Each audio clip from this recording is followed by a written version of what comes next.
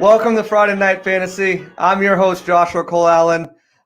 New show, first show of the year. We're going to be breaking down all the top fantasy things around daily fantasy, season-long fantasy, and betting if you're into that as well. We're going to start off with our partnership with FTN Network. You can find them and all their services on Twitter and their website. We're going to bring on my co-host right now, Chris Meany from FTN. Chris, how you doing today? Well, thanks for coming on the show. Nice to see you. Yes, thanks for having me. Really looking forward to working with you the entire year and really just diving into this Bucs team. It's one of the most intriguing teams in the NFL for sure, obviously for a lot of reasons. Yeah. They're a legit Super Bowl contender and just fired up. Thanks for having me. Absolutely. So tell the people a little bit about yourself, where your background, where you come from, how you got into fantasy, and just a little bit about yourself. Yeah, sure. It's been everything from working at a gas station to flipping burgers at McDonald's to late night, early night radio shows to the oil patch and then into fantasy. It's been a heck of a ride for me. I started out really in the business at a classic rock station, 89.3 K-Rock. Shout out to them. Years and years ago, I was doing some late shows, some early morning shows. I started to get into news and sports, and they took my sports away, and I wasn't having it. So it was just a straight news show. So I decided to move to Toronto. I am Canadian. Don't hold that against me. I love my football, my NFL football, that is. But I moved to Toronto just to get really into the business. I went to a school called College of Sports Media. At the same time, I started my own fantasy website, lockerroomfantasysports.com, and it really just took off from there. One of my instructors was launching a brand new 24/7 fantasy channel, the very first ever fantasy channel for television. It was called Fantasy Sports Network, where I hosted several live shows. Had a chance to interview players like Joe Montana, Matt Forte, Odell Beckham Jr. Had some fun with that, hosting live shows every single day. And just really getting into, DFS and betting, and, picked up a new job at The Athletic where I was writing fantasy sports and hosting, as many as 5 to 6 podcasts, producing another 5 to 6, and just, such a big sports fan. It's not just football for me, although I obviously love it across the board, from hockey, basketball, baseball, golf. I really do follow a lot of the sports. So I latched on here at FTN and I couldn't be happier. It's an amazing team here at FTN, led of course by Elliot Chris and Brad Evans and Jeff Ratcliffe and Kevin Adams and Stefano. It's a unique thing that we're doing over there, touching daily and betting and season long, every single sport that you can imagine we cover, and just a lot of bright people over there at FTN. So I'm thrilled to be a part of the team. We got a lot of things on the rise, and I couldn't be happier to be here with you now. And this is where the journey has led me, talking Bucs with you on a Friday night, and I love it, man. So big sports fan, happy to be here. Yeah, we're happy to have you, man. And you guys heard that. I talked him up a little bit in the teaser, but the resume on this guy is insane. He obviously knows what he's talking about. So if you're watching and you have comments on your fantasy, on your betting, if you're not sure whether to take the over, the under, if you're not sure, who to start, sit, Mike Evans might be out, Kenny Golladay, Courtland Sutton, maybe some game time decisions there. Make sure you get those in there on your fantasy questions. Same thing, if you're doing some daily fantasy, I know a lot of people have steered away from the season-long fantasy because of the COVID and the risks of doing money leagues. So now they're doing more of a daily fantasy. Optimal lineups, if you're tossing and turning between two players, get those questions in, ask him, because he's a wealth of knowledge. So make sure you guys are taking advantage of it. Saying that, we're going to jump right into our fantasy segment for season-long fantasy. We're going to talk about some of the guys on this team with the Buccaneers. Obviously, there's a bit of a shakeup there in that running back room. You thought it was Rojo's. I mean, if you didn't draft before Labor Day weekend, if you did a draft before Labor Day weekend and you drafted Rojo as the number one, you might be kicking yourself now. But what do you make of that backfield, and what do you like about this Buccaneers team on fantasy as a whole? Well, from fantasy from a whole, I mean, there's a lot to like. Obviously, Mike Evans, we're uncertain if he's going to play this week, but Mike Evans and Chris Godwin were two of the best wideouts in all of football and all of fantasy last season. There's a lot to like about both of those guys. Then you bring in Tom Brady, who can take care of the football a little bit better than Jameis Winston did last season. And this is a team that has a lot of offensive weapons. They really do. And like I said earlier, off the top, I think they're all in. It's a legit team that, you know, are going to fight for the Super Bowl. And then the backfield, I'll be honest, is a little bit confusing. We may have to see this play out, but I like the Leonard Fournette signing. I think he's a really good running back. He was on a bad team. This situation, you know, moving from Jacksonville, a team that had 4.5 win projected total, the lowest in all of football, now to the Bucs, as I'm talking about a team that's probably going to get double-digit wins. So it's all about protecting Tom Brady. Can he pass block for Tom Brady? Of course, they brought in LaShawn McCoy. They drafted Keyshawn Vaughn, and then you have Ronald Jones, as you mentioned. So there's a lot of backs in that backfield, but I'll be honest, I'm not sure how much they're sold on all those other backs not named Leonard Fournette. You bring them in for a reason, and I think that reason is, you know, because he's the best back on that team and he can provide a lot of offense for that team. He's a great goal line guy. He can get you that extra yardage. He's coming off a season where he caught 70 plus balls. I don't think he's going to have that kind of usage in Tampa Bay, but I feel like he's going to be the goal line back. It may take some time. I don't expect him to get a heavy workload in week 1 or week 2, but I think by the time we get into week 3, 4, and 5, he should be getting about at least 60% of the touches out of this backfield. So, you know, there's a lot to like. Again, you bring in Tom Brady, take care of the football, don't turn it over. So on offense, they have a ton of weapons. I didn't even mention Rob Gronkowski yet, who took a whole year off football, looks rejuvenated, can obviously do a whole lot for you inside the red zone. Chris Godwin in the slot is a red zone beast as well. So I expect Tampa Bay to compete. I expect them to score a lot of points. I expect them to be able to generate some pressure on the quarterback. They were really good last year at stopping the run. A lot of teams are just passing on them. So I think it's a well-rounded football team. I think Gronk may only catch 30 balls this year, but 10 of them may be for touchdowns. Yeah, I mean, I think that Gronk's probably going to lead the tight end group in touchdowns. I did an over/under article about him. I have him around 10 touchdowns this year. And the thing about Gronk is I've seen him go early in a lot of drafts. And I know most of you guys have probably done drafting unless you have the last minute because there's only one game on Thursday. Some people do that.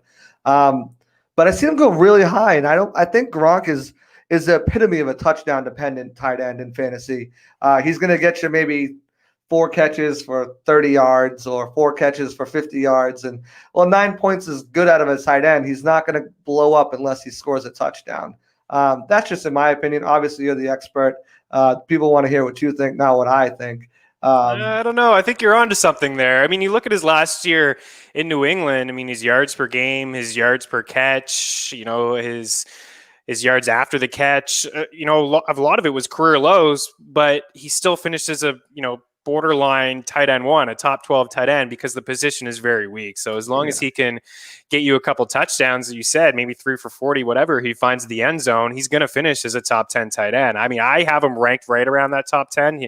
I don't have a lot of shares, to be honest, but I am a big DFS player. And, you know, when Gronk is healthy, he's going to be in a lot of my lineups. Absolutely. We'll just run through some of these comments real quick. Zach Page says first. Christopher Cole says, hey, Josh, what's going on? Say hello to Chris, my co-host over here. He's the guy with all the knowledge over there. Tapper, what is that? Tapper Al Gilbert.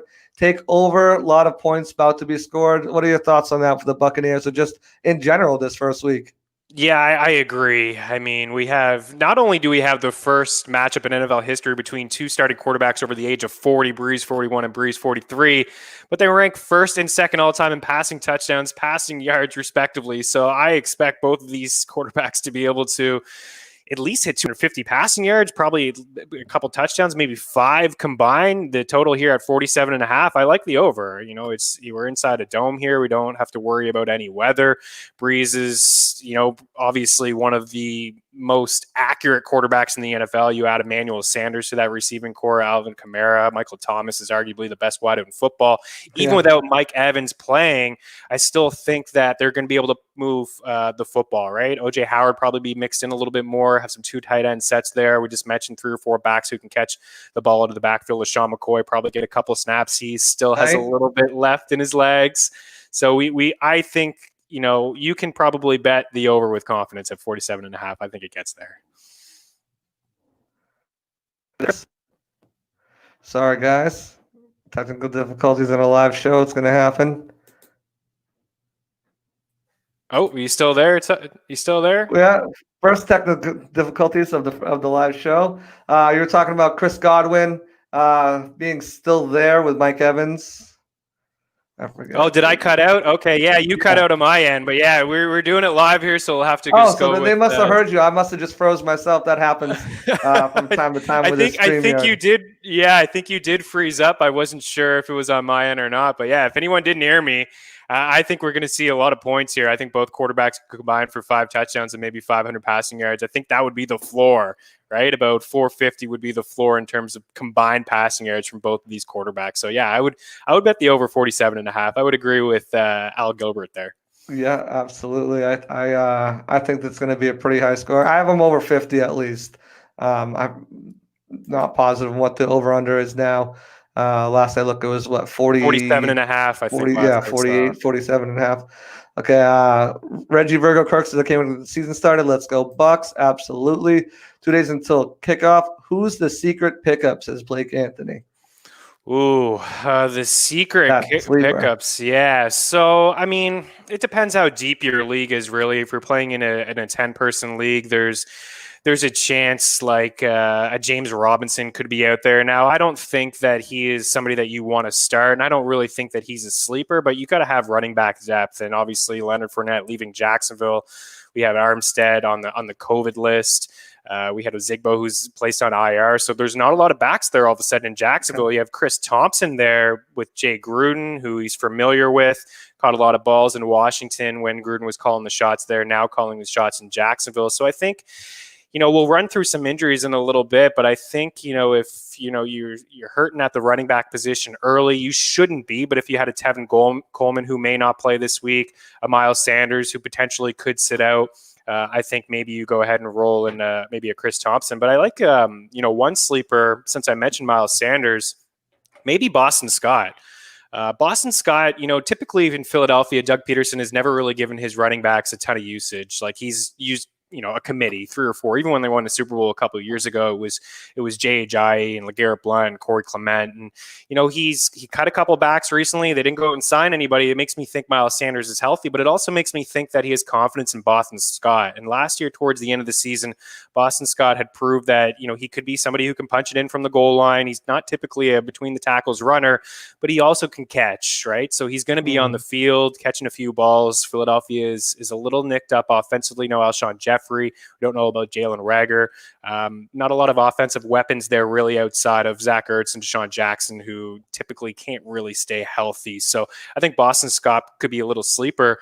But since we're on sleepers, you got to make sure Marvin Jones is picked up. He needs to be rostered everywhere, just in case, right? Kenny Golladay is very doubtful dealing with a hamstring. So those are a couple of people that come to mind. We'll get into some DFS plays throughout this show that I like, some under the radar type plays, some cheap plays, but I like those pass catchers. I really like guys that can catch balls into the backfield. So like Thompson stands out, Boston Scott stands out, Antonio Gibson, rookie out of Washington, is probably going to get a lot of play as well. They could be coming from behind against Philadelphia, so he could catch a few balls. So there's a couple backs that may be hanging around waiver wires that you can go ahead and grab. The only thing I didn't think about when I did the show is that a lot of these guys that are in here and asking questions going to be watching, I play fantasy with. So I totally forgot about that. But yeah, I like Boston Scott too. I drafted him. In one of the leagues. I just didn't trust Miles Sanders. He was available to me a couple times, and as you said, to kind of roll with that committee. Committee. I keep saying committee. I know that he has the skills and talents to get it done, but. I didn't trust it, so I stayed away from him. That's fair. Yeah. Another back, I guess, since we're on backs, Jerick McKinnon is another one that pass catcher, right? Like just somebody who could be hanging around the waiver wire. Running backs, sometimes they kind of drop like flies. We could unfortunately see some injuries to start the season without preseason there. So I would just try to get as much running back depth as you can. Darrington Evans, just make sure these guys are not on the waiver wire. Could fall into bigger workloads if something happens to the starters. Exactly. If you guys are just joining us, brand new show, Friday Night Fantasy, with my co-host Chris Meany of the FTN Network. If you guys have questions on who to start, who to sit, anything like that, make sure you pump them in the comments and ask. We got Reggie Virgo Kirk saying, who do we play? I think I got to be a little more specific than that, Reggie. If you're asking, give me a couple options, Reggie. Give me a couple options. If we're getting DFS, we'll be talking about that in the next 10 minutes. So we'll hold off on that if that is what you mean. Rick Honey Hughes says, is the Alvin Kamara situation going to affect his fantasy numbers on Sunday? It might slightly. Again, it's going to be interesting. This is a different time of the world. It really is, and I'm not breaking any news here by saying that. But again, no preseason. Alvin Kamara was dealing with the back. He dealt with the knee last year. I don't know if a lot of running backs outside of maybe Christian McCaffrey, Saquon Barkley, Ezekiel Elliott, Joe Mixon, Josh Jacobs are going to get full workloads. They have a nice 1-2 punch there in New Orleans with Alvin Kamara and Latavius Murray. Murray is shown before he can handle a full workload. He can handle goal line touches. So if you are an Alvin Kamara owner, there's no way that you can sit him. We just talked about the total earlier, 47.5. You drafted him in the first round for a reason. You don't want to get too cute early on in week one. There are a lot of things that are going to surprise us. So I'll be honest. I can't rub the crystal ball and have everything perfect here. But I do think that if you're a Kamara owner, you should be fine. You should catch a few balls into the backfield. I saw a prop over on FTN Bets and on Thrive Fantasy, actually, just to get a touchdown. One touchdown, a receiving or a rushing, I think he gets it. And if he gets you a touchdown with a 4 or 5 catch day, you're going to be just fine with his performance, especially in a full point PPR setting. Absolutely. Eric White says pairing personality, all about creating dynamics between co-hosts. Hey, first show, I think it's going pretty well. Yes, me too. Yeah, we're still live, so that's good. Yeah, exactly. FCC hasn't shut us down, so we're good. We're going to New Orleans? Question mark. I can't wait. I'll be back. Sounds good, Reggie. Come back and tell us what you meant on that. Who do you start question? Eric Rice says Jacksonville has mailed it in. Trevor Lawrence sweepstakes. Absolutely, I agree with that. I just think they're getting rid of everybody. Steve Champ 6 says, what do you think of Jarvis Landry? I got Mike. He's down, or Diggs to replace Mike. So Jarvis Landry or Stephon Diggs to replace Mike Evans. What are your thoughts there? Yeah, so I would play Diggs over Landry. Yeah, I mean, Cleveland's got to go into Baltimore and play a very tough defense. And I know Jarvis Landry had 2 really good games last year against Baltimore. I think he almost racked up 300 yards. But he's dealing with the hip injury. I think I'm paraphrasing here, but he had said that he feels fine in practice and he was, not limited in doing everything, but he didn't know if he would be a full go, if he would get the regular usage and the snaps. And you just look at Buffalo against the Jets. Jamal Adams is traded away from that team. Yeah, not only are the Jags are taking on purpose, the Jets probably not on purpose, but at the same time, they don't really have that good of a football team. So I expect Buffalo to really have their way. And what they've done in Buffalo over the past couple of years is just create some weapons for Josh Allen, some wideouts who can catch, can run crisp routes, and have some speed. And they did it 2 years ago with John Brown and Cole Beasley, and then they bring in Stephon Diggs this past offseason. So I would definitely start Diggs. I don't think you should drop Landry. If that was the question, drop Landry for Diggs. I like Landry slightly more long-term, but this week 1, I'm going with the wideout that's 100% healthy in a better matchup. Yeah, so he has Mike Evans, and I think you want to know who to start. Okay, yeah. He said he's also starting Juju as well. So out of those 3, you got to start 2.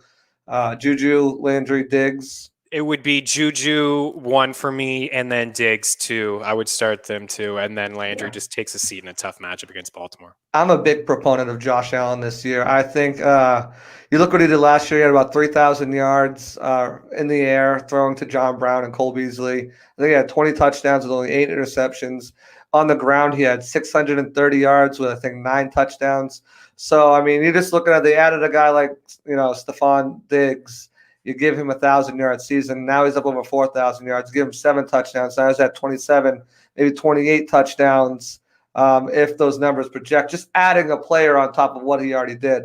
His rushing yards might come down a little bit, 450 rushing yards with about, 5 touchdowns. But if my quarterback can get 28 touchdowns, through the air and 5 touchdowns on the ground, adding, 4,450. I love that. And I am a big proponent on him, especially stacking Josh Allen and Stephon Diggs. I think that's one good stack of the year. Yeah, absolutely. And I mean, you could get creative when we talk DFS. A lot of people will be on Diggs, and rightfully so, but you could still get creative with Allen to John Brown. He's still going to take some deep shots with John Brown, and Brown last year had a phenomenal season. You mentioned Josh Allen. Yeah, in Fantasyland, I mean, he is He's underrated. He was QB6 overall because of his rushing floor. He had 9 rushing touchdowns. And then you bring in a guy like Zach Moss, so that could take away from some of the rushing attempts. I'm sure Buffalo doesn't want Josh Allen running for his life, calling his own number in the red zone all the time. They want to keep him healthy.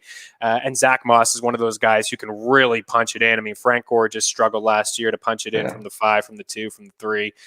For whatever reason, Adam Gase wanted to bring him over to New York. But nonetheless, Josh Allen is one of those fantasy quarterbacks, especially in the DFS land, that I like. If you're a cash game player, if you're new, you're playing smaller contests, he just provides that safe floor, that rushing floor. So even if he doesn't, if he rushes for 40 yards, it's like starting with a free touchdown, right? So if he throws for 2, you basically have 3, right? That's the way I look at it. And what was his name again? Zach Moss, but for Josh Allen. Yeah, Josh Allen. There you go. Josh Allen. Yeah. What did I say? Oh, no. Yeah. Got you. Josh Allen. That's right. That's why you like him so much. Oh yeah, that's it. That really is it.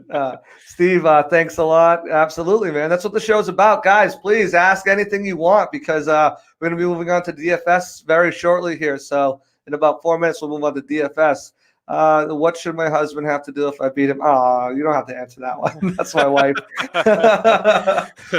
Nice. Yeah. Well, what should he do? What do you want him to do? Cook you a nice dinner, candlelight dinner. I'm sure he does a lot of the chores around the house when he takes out the trash for you, cleans up, does some dishes. See a little smile there on the face. I think a candlelight dinner, or like just maybe, don't make him do the laundry on Sunday. He wants to watch a little football, right? Absolutely. I agree with that one. Yeah, a little candlelight dinner, put the kids to bed early. I got you on that one.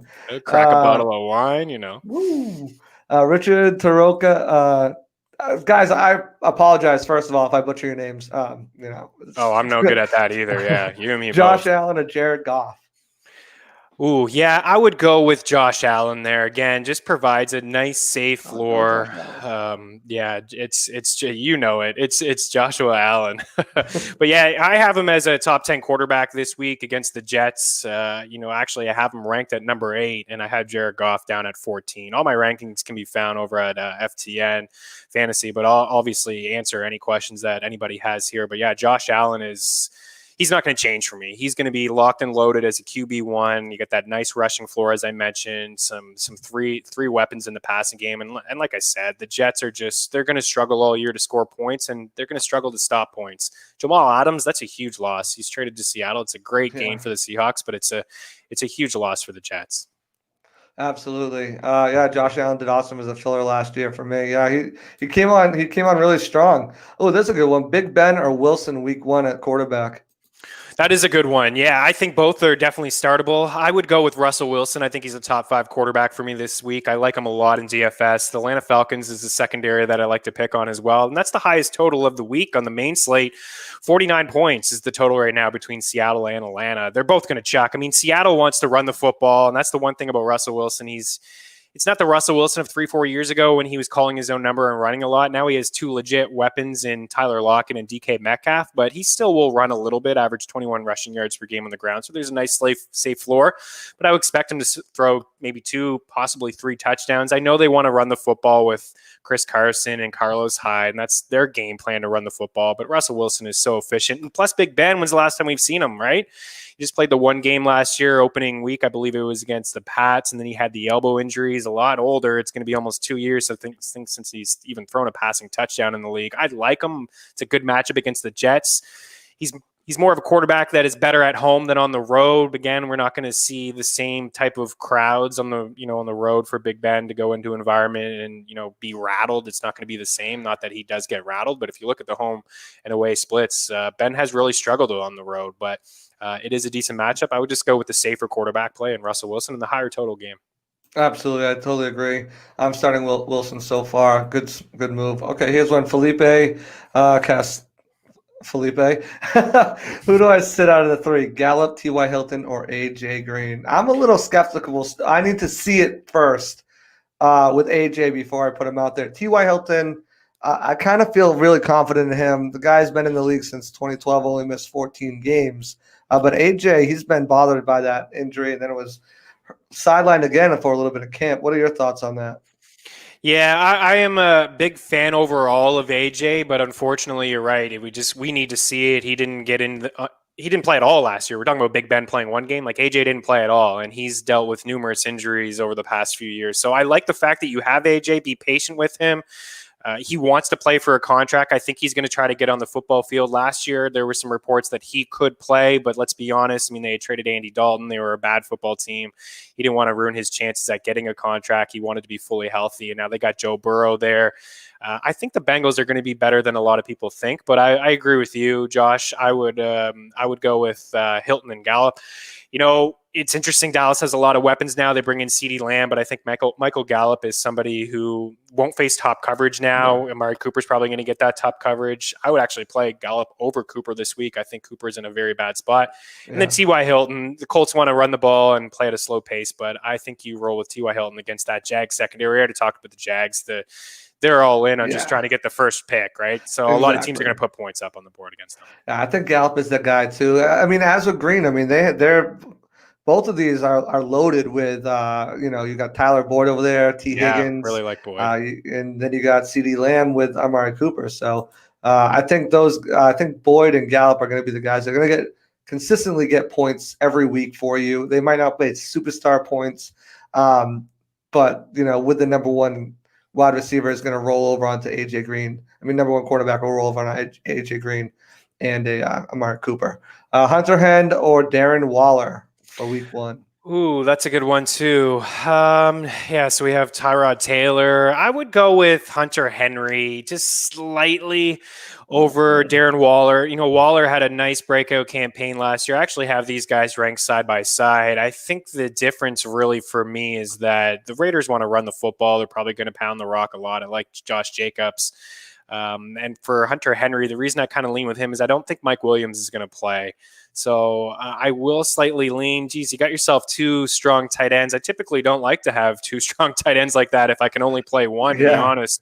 I find myself kind of wasting a bench spot, and you get into this game of which tight end do you want to start. I typically like to just go with the higher scoring game, and that really would be Vegas and Carolina.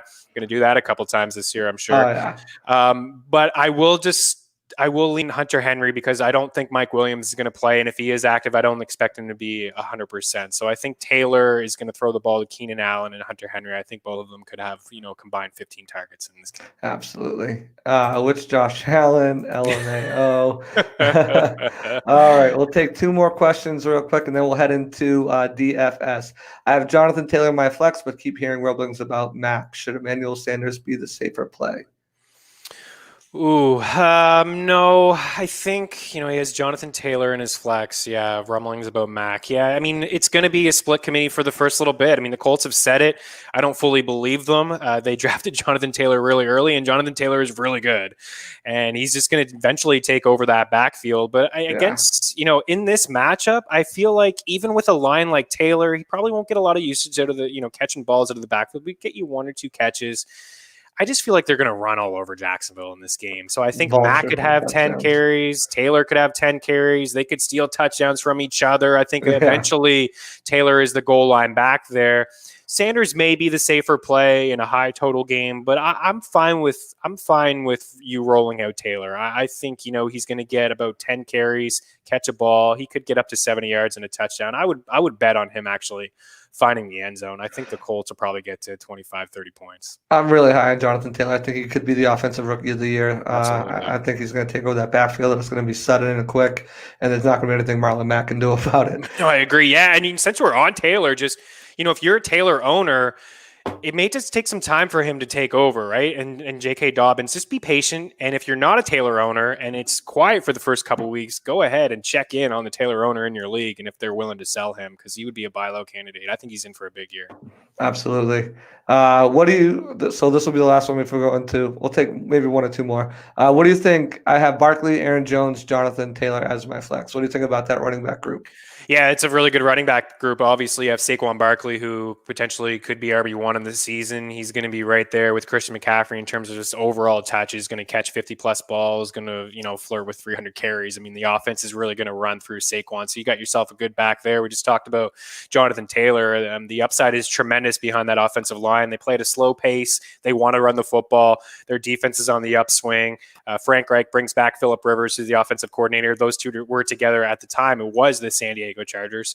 But he's comfortable. They're both comfortable with each other. It's just all about not turning the ball over. Jacoby Brissett had some turnovers, run the ball with Taylor and with Mack. And then Aaron Jones is, I think the fantasy community was down on Aaron Jones a little bit. Obviously, the Packers drafted A.J. Dillon. You have Matt LaFleur, who's used a ton of running backs over the course of his coaching career. Couldn't figure it out in Tennessee between Dion Lewis and Derrick Henry. He was actually riding Lewis. Now we see how good Henry is. But I still think that you have a solid back there in Aaron Jones. I expect him to be the goal line back there. He caught a lot of balls in the backfield last season. I believe he was second on the team in catches. And guess what? The Packers didn't do anything to help out Aaron Rodgers offensively. No, they didn't draft any wide receivers. So can't believe that stuff. Yeah, it's mind-boggling. But I think you're fine there with the three backs that you have.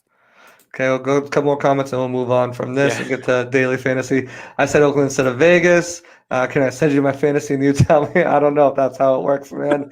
Josh Rivera says Mack or Deshaun Jackson in the flex. Ooh, this is a good question. Really good question. I would roll with Mack, but I really like Deshaun Jackson this week. Deshaun Jackson only played parts of 2 games last year, and his first game back with the Eagles last year was against this Washington team, and he lit them up. I mean, he had 2 touchdowns, 8 catches, over 100 yards, and this Washington secondary may be even worse. They can generate a lot of pressure. Chase Young is going to be able to get after the quarterback, and the Eagles are missing 2 of their 5 offensive linemen. So I will lean with Mack there, because like I said, I expect a bit of a committee, but early on, it's going to be Mack. It's going to take some time for Taylor. I do believe the early reports that Mack is going to be, a guy that touches the ball 10 to 12 times early on, week 1, week 2. But right now, I'd roll with Mack. I'd like Josh Ove. I'd like to know your other wideouts. I may lean Jackson over another guy, but I would go with Mack there. Okay. Eric White says, in a year when people are already depressed, I will bet money they had limited access to strippers. Okay. Well, let's move on from that one. Yeah. Josh O says, Cohen, Hunt, Kerryon, or Ronald Jones flex. And then after that, we'll move on to daily fantasy because we're up against it. Okay, so I will go with so just one of those guys as your flex, eh? Correct. Interesting. I will go we with got a boot and an A from you this show. Yeah. We'll get a few A's and a few boots. No question about that. I think I'll lean Cohen here, to be honest with you. It was between Cohen or Hunt. I want nothing to do with Kerryon, Matt Patricia, and there's a lot of running backs there. They bring in Adrian Peterson. Oh my God, that killed me. It's going to be a frustrating, it's going to be a frustrating backfield. We just talked about all the backs in Tampa Bay too. So I will lean with Tree Cohen. All reports suggest that David Montgomery is going to be fine. He's going to be able to play. But I still think Tree Cohen is going to catch a few balls out of that backfield. Hunt probably will too. Again, it's just a tougher matchup, and Nick Chubb is definitely the guy there. So I will lean Cohen and hope it's a PPR. If it's not, if it's just a standard, I'll probably go Ronald Jones there. Perfect. All right, then just let's promote, because FTN network has a great package for you. Go ahead and take it away. Oh, geez, where do you want to start? Yeah, I mean, FTN, there's FTN Fantasy, so some season-long stuff. If you want to get involved with the Platinum package, you're going to have access to a lot of the tools and all the season-long rankings between myself, Jeff Ratcliffe, Brad Evans, Derek Brown. We're going to be updating our rankings every single week. You're going to be involved in chats, Discord chats. There's several of us that will be answering your questions in the chat anytime you want. We're here 24/7 to help you guys out. If you're a DFS player, FTN Daily, we definitely have some great packages over there. I mean, we have a wicked awesome, I'll say, the Boston people out there. Just a wide receiver cornerback matchup tool that's really Jeff Ratcliffe's baby. I absolutely love it. And it's really a DFS tool, but you can use it for season-long tool as well. But the DFS Platinum, pass is really where it's at. We have a lot of people who have had a ton of success winning DFS.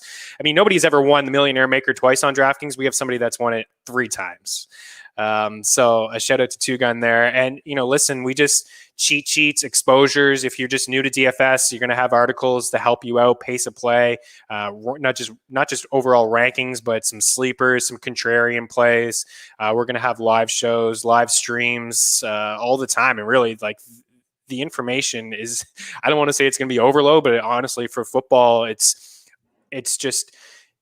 all right there for you. And that's the one thing that I love about FTN is the tools. And we're just really still developing a whole lot more, but you don't have to jump around to all these different websites to see pace of play or air yards or targets or projected points. Like, we have it all right there for you. So there's a ton of cool NFL tools. Like I said, cheat sheets, NFL optimizers, NFL split tools, pace and situations.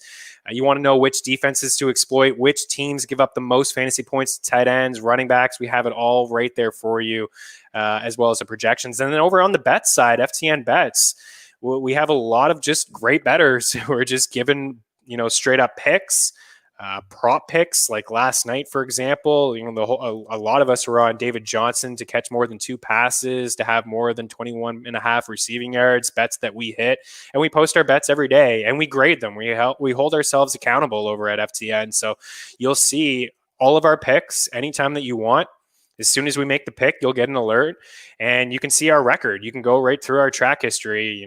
Is he great at totals? Is this person great at overs? Is this person great at, props, futures? So we have absolutely all of that. So check out FTN Bets. We have, FTN Family. It will get you 20% off. We have some codes over there. You can use the promo code Meanie, help a guy out, get yourself a little bit of a discount too. So I really, highly recommend it. FTN Bets. Checking out FTNBets.com, FTNFantasy.com, FTN Daily. And listen, one thing before we wrap up here, and we'll get into some bets. If you are just new to betting, we have an amazing bet tool that I have to bring up, or Elliot Chris would just be like, "What are you doing?" We have a parlay calculator. And it's super simple. It will bring you the best odds possible. You don't have to jump around at all these books. You'll see right there what you want to pick the Bucks against the Saints. You'll find the absolute best odds possible. It will show you the best odds, the best book, and then prop shot. Hey, you want to know, for example, Rob Gronkowski. We'll search him into the prop shot. What's his props? What's his catches? What's his totals? What's his yards? +1. I was already looking at he's +160 to score a touchdown. I know he's going to score a touchdown this weekend. So those are a few things that you can mess around with. And those bet tools like the prop shot and the calculator are absolutely free. So you can mess around and surf and see what, you want to get yourself into. But I highly recommend it. And I'm not just saying that, because I work there. There are a lot of just brilliant, bright minds part of this team. I couldn't be more thrilled to be part of it myself. Yeah, I've checked it out myself. There's a lot of good tools on there. Definitely check it out. You can go on to follow them at Twitter as well. Get to all those links right there. So speaking of daily fantasy, let's jump right into that. We had a question. Someone asked, "How do you do DFS?" Why don't you tell them a couple of different platforms that are available, and then get into your optimal lineup this week. We're kind of up against it. We got to hit bets on too. So. Yeah, no worries. I'll throw out a couple plays that I do like. Honestly, if you're just new to DFS, we have a lot of how-to guides. Our guy Kevin Adams went through every single conference division and just kind of like some how-to. If you're new to DFS, how to target players. For me, if you're just new, I would suggest starting out to some smaller contests, some head-to-heads, maybe some double-ups. Go into a contest with 40 people, only the top 20 win. You're not going up against several people. I play on DraftKings myself, DraftKings.com. FanDuel is another one. I play both of those sites. Typically, I'm a DraftKings player. FanDuel is like a half-point PPR. You get half a point for a catch. So I kind of value running backs a little bit more there. But I value running backs who can catch it to the backfield a little bit more on DraftKings. You get the full point for a PPR. So for me, I'd like to look at, I try to keep it simple for people who are not new to playing, whether that's just looking at targets and touches. If you want to just, have a safe lineup, I'll throw to somebody right now, Devontae Adams, who I think is a little bit mispriced on DraftKings at 7.3. I think he should be a little bit more expensive. We just talked about, Green Bay. There's not a lot of competition for targets. So I'm looking for, first, what I like to look for is high totals. You look at Vegas. I mean, they build big buildings in Vegas for a reason. They know what's going on. I look at totals, high scoring games. I look at fast paced games. Teams are going to throw the football. So for Davante Adams is somebody who it's not a huge high total, but at the same time, no competition for targets. It's a young secondary that he's going up against Minnesota. They allowed the 7th most fantasy points to wideouts last year. Davante Adams is a rock solid, safe cash game play. Somebody who's probably going to get anywhere from 7 to 10 targets, catch 5 balls, can get that bonus, get 100 yards. He's been a red zone beast his whole career, especially with Aaron Rodgers chucking the ball in the red zone quite a bit over the past few seasons. So that's someone that I like as well. Zach Ertz, tight end, Philadelphia. Earlier mentioned some of the injuries in Philly. Zach Ertz going up against a very weak Washington secondary. We don't know the status of Jalen Reagor, although it looks like he's going to play, but will he be limited? Deshaun Jackson is healthy right now, but there's some question marks over the course of his career over the past couple of years, especially. So I think Zach Ertz is a safe tight end. Of course, we want to get up to the George Kittles of the world in a great matchup, but if you're going to spend top dollar on every single player and Christian McCaffrey and Michael Thomas and George Kittle, you're just not going to be able to have a well-balanced lineup. So you want to be able to try to find some value there. And my running back that, you can play in cash games, smaller contests is Josh Jacobs. We have a matchup against Carolina. There's no Luke Kuechly. The Panthers drafted every single defensive player that they possibly could in the draft. They were 32nd in the league in terms of allowing fantasy points. So nobody allowed more fantasy points to backs than Carolina. And then I already mentioned Russell Wilson, a high total game. I expect him to throw the football a little bit. He's very accurate. You can go the other way if you want and go Matt Ryan, be a little bit more contrarian. But for me, if you're just a new player, cash game, you want to go into some smaller contests, I would just try to play safe floors, guys who know are going to touch the football, get some rushing attempts, avoid committee backfields. We talked about Taylor and Mack, avoid that stuff in cash. That's more of tournament play if you have a hunch on somebody. But if you're just new, try those like safe floor players and Ertz, Adams, Jacobs, and Russell Wilson. Start there and then move your way down.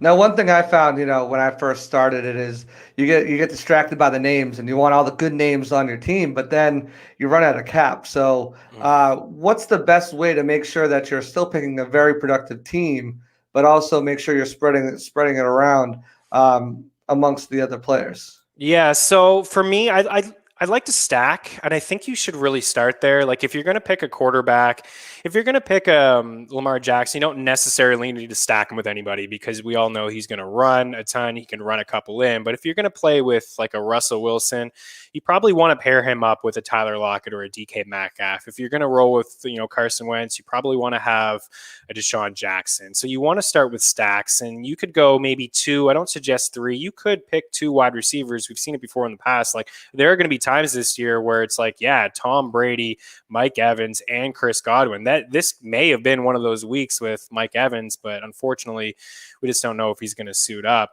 So you want stacks. You don't necessarily want your running back and a quarterback to be on the same team. That's not really the great strategy. But you also, at the same time, maybe just, spend down at defense, spend down at tight end if you're not taking those top guys. So, for example, we'll just go look at a Jack Doyle, $3,600. Now, we don't need to play Phillip Rivers with him. We don't expect Phillip Rivers to throw for 4 or 5 touchdowns in here. But if you want to save a little bit of dough so you can get up at those most expensive guys, you plug in a guy like Jack Doyle, $3,600. So just right now, I'm looking at my DraftKings lineup: quarterback, 2 backs, 3 wide receivers, tight end, flex, and a defense. I have an average of $5,555 to spend. All of a sudden, when I plug in, for example, Russell Wilson, it drops me down to 5,375. And if I want to get a guy like Davante Adams, my average is going to continue to drop. So you do want to find a little bit of value. And when you do that, it's usually through injuries, for example, or trades. But we talked about Jacksonville a little earlier with some injuries. So all of a sudden, Robinson is only $4,000. There's nobody cheaper than Robinson this week. So I don't suggest him in a tournament. In a bigger contest, he may be popular. Don't expect a lot of points from Jacksonville. But in a cash game, $4,000, it doesn't put a huge dent in your wallet and allows you to spend up. So you do want to find some value plays. He is one that stands out to me. Deshaun Jackson is a value play that stands out. Gardner Minshew at the quarterback position, you're probably going to have to throw the football a lot to play catch up. He's one that stands out as well. So you do want to find just a little bit of value so you can spend up on those other guys. And usually value is created through injuries. If Miles Sanders doesn't play, Boston Scott becomes a good play. Yeah, absolutely. I mean, that's what you got to look for. I love Jack Doyle. I think he's going to be a good fantasy player going forward, not just in daily fantasy, but Philip Rivers loves those tight ends. Oh, does he ever? Uh, Yeah, and not to cut you off, but Frank Reich loves him too. I mean, the Colts ranked third in the league in just targeting their tight ends last year, 29% target share. So I mean, he loves himself some tight ends, and Philip Rivers does as well. You're right. I want to just apologize to him. I'm having a little technical difficulties on my picture end. I don't know what's going on. We had the freeze, now we have the picture. You still look beautiful though, so you keep going. I'm going to put you on the screen a little bit more. But just now, let's get into the bet section because there's a lot of action this weekend. Prop bets, over unders. What are some of your best bet picks for this week? Okay, yeah. So you know what? I will pick the Bucks on the spread. I don't want to break anybody's hearts here, but and I see Taylor asking the question. My projection for the Bucks and Saints. That's where I'm going to start.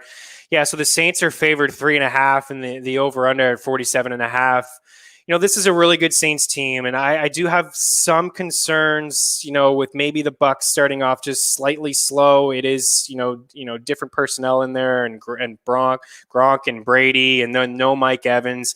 This is a really good Saints team. I don't want to take too much away from them, but I think the Bucks can hang around and score some points. So I think it's going to be a field goal game. I would take the Bucks on the spread and the over 47.5.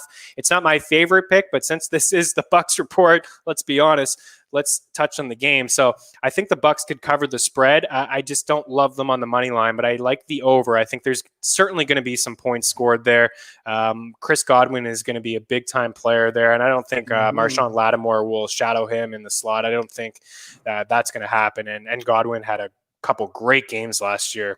Yes, Against the Saints. So we'll move over to a couple other games that I do like. I like the over in Seattle and Atlanta. I already talked on that. 49 points. You bring in Todd Gurley, a defense in Atlanta that can't stop really a whole lot. So they're going to be forced to throw. Matt Ryan's going to be forced to throw. There's just all kinds of weapons. If you're playing DFS, try to get as many people from that game as you possibly can.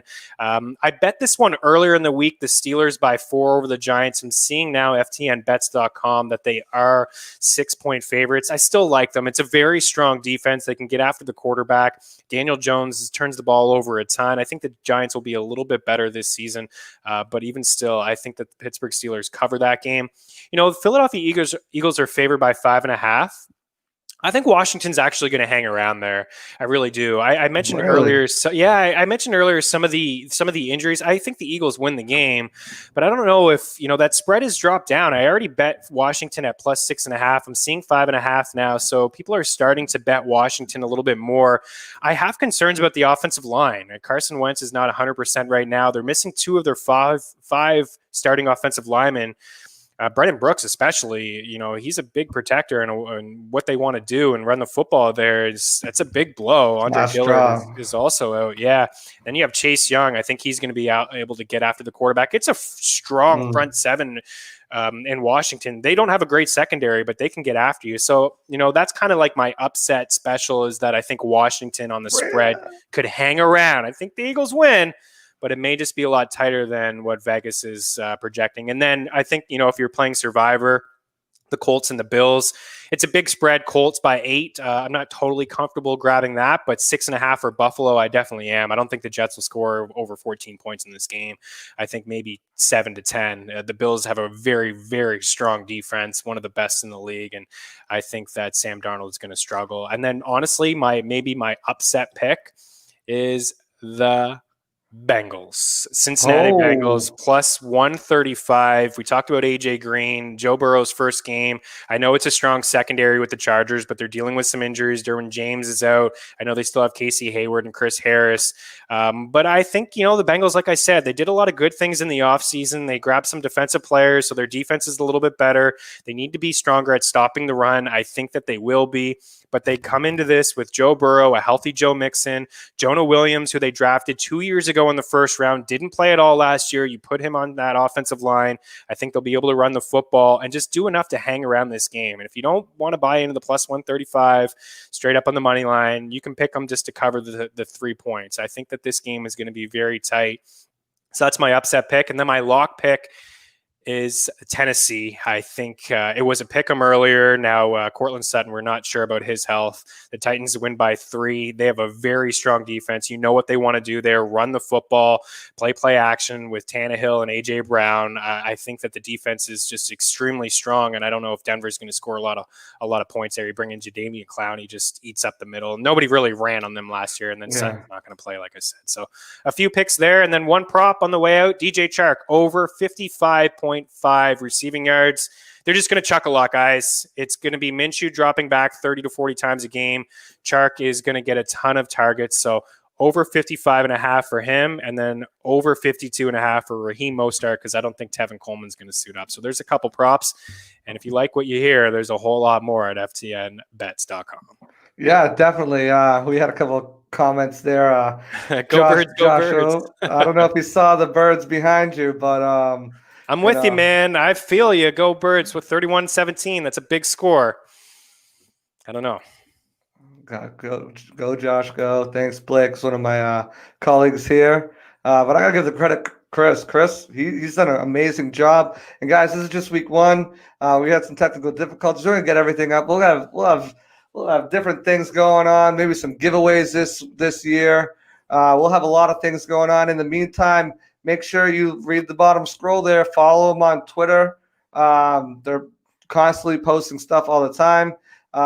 Chris, you want to give that rundown too on where they can find the all the Twitter handles? Yeah, I mean, at FTN Network or at FTN Network, at FTN Fantasy, at FTN Daily, FTN Bets. So it's the same thing. We have a lot of sites: FTNBets.com, FTNDaily.com. We'll link out to FTN Fantasy, Daily and Fantasy on the same site there on the same page.